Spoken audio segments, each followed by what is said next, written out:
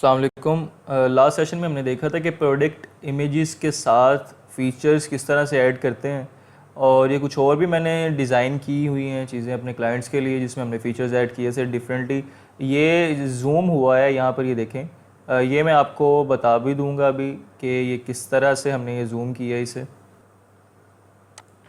तो हमें ये बेसिकली इमेज इस तरह से मिली थी, हमने इसकी बैकग्राउंड रिमूव की है सबसे पहले तो, और ये जूम किस तरह से होगा वो आप देख लें।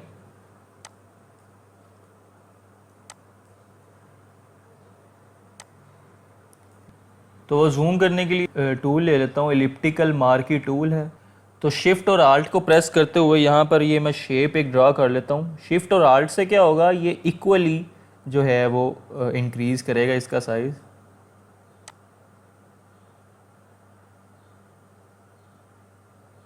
तो ये एक तरह से सिलेक्शन बन गई। हमें जितने हिस्से का भी हम जूम में उसे शो करना चाहें उतने की पहले सिलेक्शन बना लेंगे। तो ये मूव टूल पर मैं आ गया हूँ। अब कंट्रोल जे कर लेंगे ताकि ये सिलेक्शन जो है सिर्फ इतना हिस्सा न्यू लेयर में कन्वर्ट हो जाए। और ये देखिए इतना हिस्सा हमारे पास बाहर आ गया।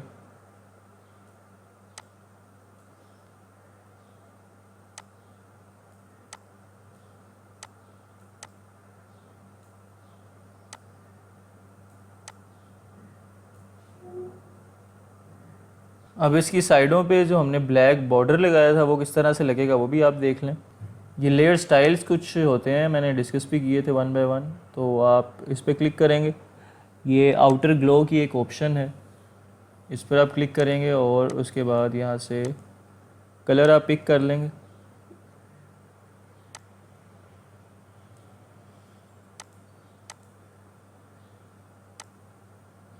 और ये देखें जितना आप इसे इंक्रीज़ करना चाहें आप कर सकते हैं। ये तो इस पिक्चर में कोई ऐसी कोई ख़ास मुश्किल चीज़ है नहीं है, जो है थी वो मैंने आपको बता दी है, जो आपके लिए न्यू चीज़ थी। यहाँ हमने सिंपली बैकग्राउंड इसकी चेंज की है। उसके अलावा ये पीएनजी के हमने ये डाउनलोड किए थे बैकग्राउंड उसकी रेस करके, तो ये यूज़ कर लेंगे। और उसके अलावा सिंपली हमने इसका टेक्स्ट ऐड कर दिया है। और ये जूम किस तरह से हुआ है ये मैंने अभी आपको बता दिया है कि एलिप्टिकल मार्की टूल से हमने सिलेक्शन क्रिएट की है और उसे न्यू लेयर में कन्वर्ट करके हम उसे इस तरह से यूज़ कर सकते हैं।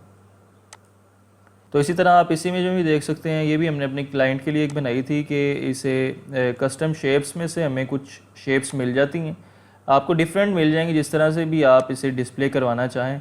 तो कोई भी शेप आप यहाँ से पकड़ें और उसे ड्रा कर लें अपनी वर्क स्पेस में। उसे हमने यहाँ से कलर फिलअप कर दिया और उसकी ओपेसिटी जो है वो हमने कम कर दी है। तो ये फ़ीचर्स भी डिस्प्ले हो गए हैं और वो अच्छा डिसेंट भी लग रहा है। इसी तरह से ये एक इमेज है, इसमें भी हमने सिंपली ये जो हमारा सेट था सिलेक्शन इसकी की है और इसे हम यहाँ पर ले आए हैं। और ये जो लीव्स हैं इसकी हमने सिलेक्शन क्रिएट करके तो इसकी जो लेयर थी उसकी पोजीशन हम ऊपर ले आए हैं, और वो ऐसे फील आ रहा है जैसे ये सेट के ऊपर जो हैं वो लीव्स आए हुए हैं। और ये किस तरह से होंगे ये भी मैं आपको क्विकली करके दिखा देता हूँ। तो उसके लिए हमारे पास ये एक इमेज है, इसे मैं क्विकली सिलेक्ट कर लूँगा मैजिक पेन टूल से।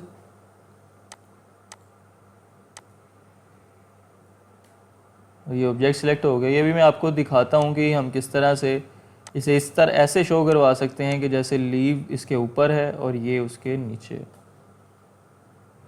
तो फ़िलहाल हम इस लेयर को हाइड कर लेते हैं और अपनी बैकग्राउंड को सिलेक्ट कर लेंगे और इतने हिस्से की हम कॉपी बना लेंगे, कंट्रोल जे से कॉपी लेयर कर लेंगे।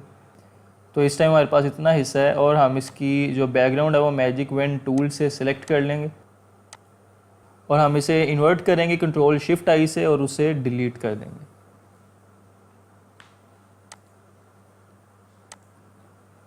तो अब हमारे पास जो लीव थे उसकी एक न्यू लेयर हमने बना ली है उसकी सिलेक्शन करके।